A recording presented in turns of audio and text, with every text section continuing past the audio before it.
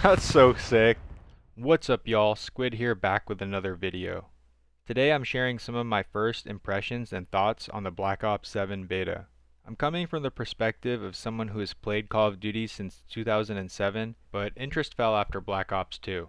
I eventually came back, but once again my interest fell off after MW2 2022. Before I get into it, I'll just say that I really thought the game was going to be crap, but I was pleasantly surprised. I'm still going to play a ton of Battlefield 6, but Black Ops 7 unexpectedly might be thrown in the rotation too. Loading into the game, it looks beautiful and runs fairly well on an Xbox Series X with 120Hz enabled. And before I actually proceed, let me first note that I'm playing by using an existing Game Pass Ultimate subscription. I didn't pre-order the game, and am most likely not gonna buy it. Anyways, a beautiful Call of Duty game is to be expected, with Activision being the AAA studio the size they are. They better have top-notch art and animations. Although I could play on PC, I prefer to play certain games on console to simplify the process and reduce any need for setting optimizations. I'm sure many of you have experienced or seen people on PC having a terrible experience just trying to load up the game. Update requires restart. Why the fuck not? Go ahead, please! On console, I had zero issues, and my game updated overnight. Getting into the gameplay, it's enjoyable. I'm not a diehard Call of Duty player, so it's hard to describe Black Ops 7 by relating it to other titles. But I will say that the pace of the movement felt a touch slower than Black Ops 6. The time to kill felt faster, and with this combination, it's hard to describe if the game is actually faster or slower as a whole. It's just different in varying ways, but regardless, I personally enjoyed it. The new movement mechanic is wall jumping, and I didn't expect myself to have as much fun with it as I did. The mechanic was technically sound, and I had no issues using it. It's easy to pick up, and there were just a few instances I caught myself trying to wall run, like it's Black Ops 3. I liked how you didn't always have to jump at a certain angle, and you could just use it to climb up a wall, similar to Fortnite's newest scramble movement mechanic. You just have to make sure the wall is within view to jump off of it. I was playing at 90 FOV. I also found myself trying to test out the limits of the wall jump, linking 3 or 4 of them together at most. I wonder if there's a limit to how many times you can actually do this, and as a side note, I bet this will be huge for campaign speedrunners. I thought they did a good job implementing the mechanic. It's not just some gimmick thrown in. The multiplayer maps are designed to reward you for using the wall jump. In not even 5 matches, I had cool moments where I was using wall jumping to flank an enemy or two. Hello, motherfucker. Taking B.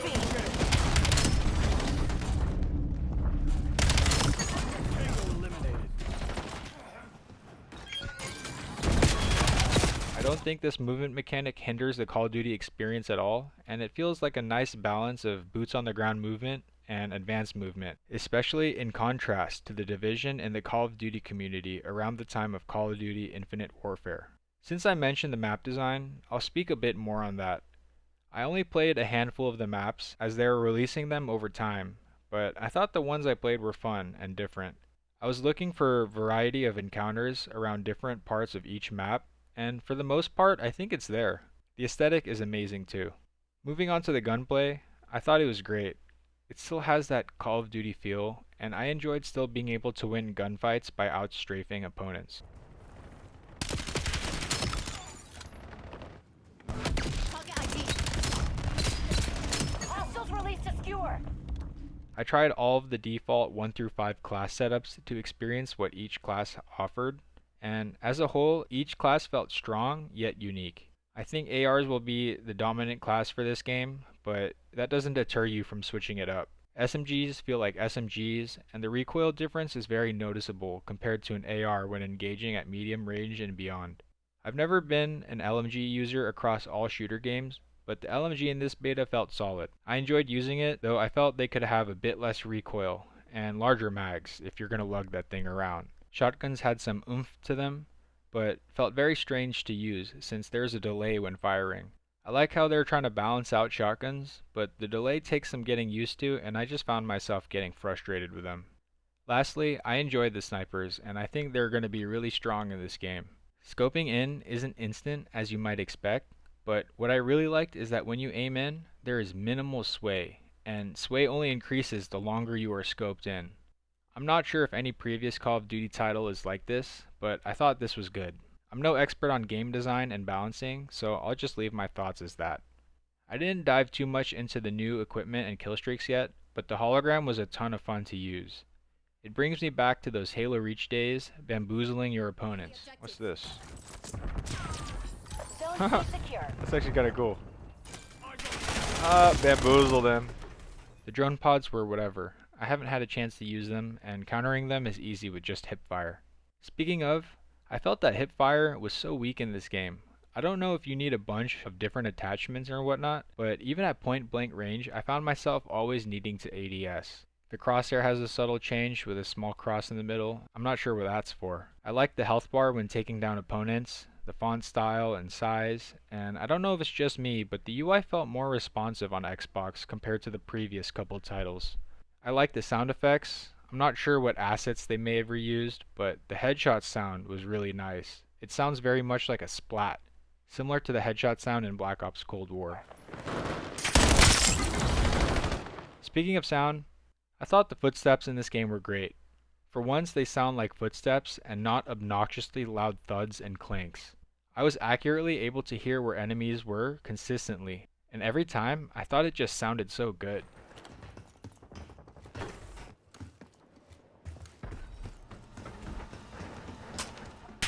I think this deserves a lot of praise, and I haven't heard anybody talk about this yet.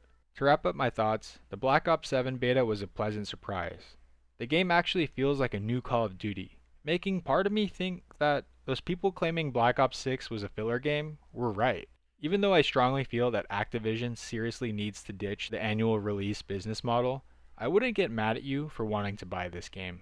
Call of Duty fans get a lot of hate, and even if it's deserved, I'm never going to be upset with someone for playing the kind of game they enjoy playing. Sports games don't get the same hate as Call of Duty, but they are just as bad with monetization and annual releases. Apple is notorious for the same thing, but with phones. People are the way they are. It's out of your control.